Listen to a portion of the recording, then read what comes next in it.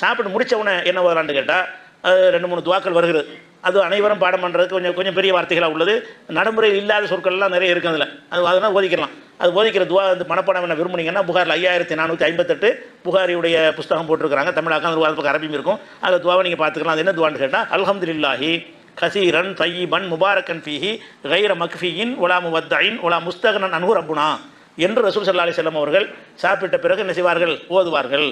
இந்த துவாவை என்ன செய்யலாம்? அல்லாஹ் புகழ் அளவுக்கு அதிகமாக புகழ்கிறேன், உன்னை நான் புகழ்வது போதுமானது கிடையாது, ஆனால் இப்போ என் சக்திக்கு உட்பட்டு புகழ்கிறேன். புகழ்கிற விஷயம் தான் அது ஒரு நல்ல விஷயம், நல்ல வார்த்தையாக இருந்தாலும் இதை சொல்வதுங்கிறதை நீ விரும்பினா சொல்லிக்கலாம். அல்லது வேறு இதையாக சொல்லலாமான்னு கேட்டால் இன்னொரு விதமாகவும் சொல்லியிருக்கிறாங்க. அதுவும் புகாரில் அடுத்த ஹதீஸ் 5458 நான் முதல் சொன்னது. இப்போ 5459 அதுக்கு அடுத்து வர ஹதீஸில் என்ன வருதுன்னு கேட்டால் அல்ஹம்துலில்லாஹி அல்லதி கஃபானா வ அர்வானா கைர மக்ஃபியின் உலா மக்ஃபூரின் எங்களுக்கு உணவு பசியை போக்கி தாகத்தை தீர்த்த அல்லாவுக்கு எல்லா புகழும்னு வரக்கூடிய ஒரு விஷயம். அப்போ இந்த துவாவையும் ஓதிக்கிட்டாங்கன்னு வருது. இதை வந்து இப்போ சாப்பிட்ட பிறகு ஓதுறதுக்குரிய ஒரு துவா. இது அல்லாமல் வெறுமனே அல்ஹம்துலில்லாஹ்வும் சொல்லலாம்.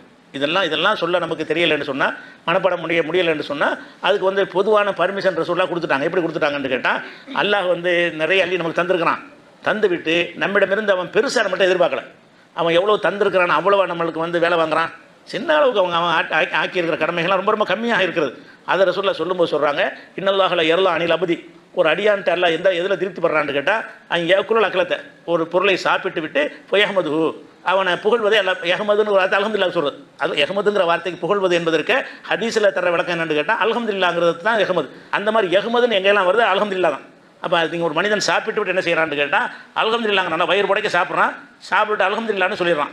அதே மாதிரி தண்ணியை குடிக்கிறான், குடிச்சிட்டு அல்ஹம்துலில்லாஹ் சொல்கிறான், ஃபைஹமது அதுக்கு அல்ஹம்துலில்லாஹ் சொல்கிறான். இப்படி சொன்னானே ஆனால் இதில் எல்லாம் திருப்தி அடைஞ்சிடறான்.